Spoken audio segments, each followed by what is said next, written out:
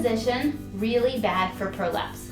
Okay, so this is one of the main things I would say is probably divided 50-50 with the women that come in to see me for prolapse recovery, where they're like, I was told never squat. So if I'm going down to get something out of the bottom cabinet, don't squat. Make sure I always hip hinge. Now, I am a fan of hip hinging. I think hip hinging is amazing. But full squatting is not always bad for prolapse.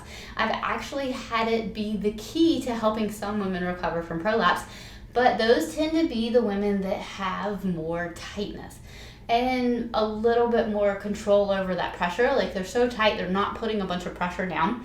But the women that tend to be really loose or have levator ani tearing from delivery, those are going to be more the ones we want to have some caution with, okay? So if you're trying to decide if full squatting is right for you, there is no blanket rule. There is no rule that says don't ever full squat if you prolapse, because it might be exactly what you need.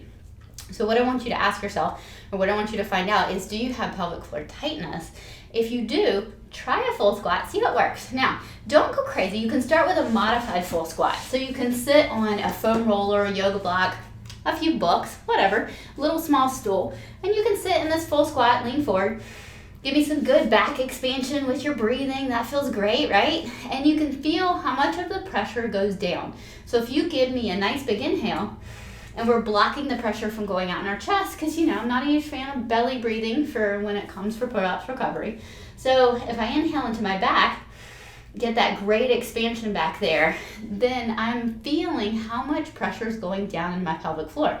So if I'm someone who is so tight that when I try to breathe into my back, I get nothing, and 90% of the pressure goes down in my pelvic floor, that is someone I'm going to want to use a lot of caution with for doing a full squat.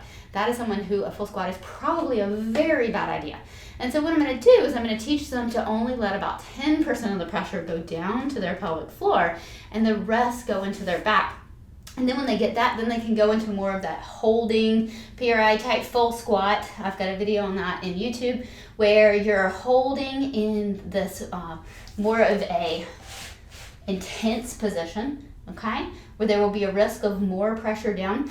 But sometimes you need a little bit of pressure down, because if you're dealing with tightness, if we don't send some pressure down, we're not going to get that tightness to give. So if you live in fear of your prolapse and you're always holding, and we never get any pressure down, we're never going to get correct muscle function. All right, so then we look at your long-term ability to recover, and that's going to be decreased. Okay, so at some point, we're going to need to work into being able to do a full squat and manage pressure and keep you safe.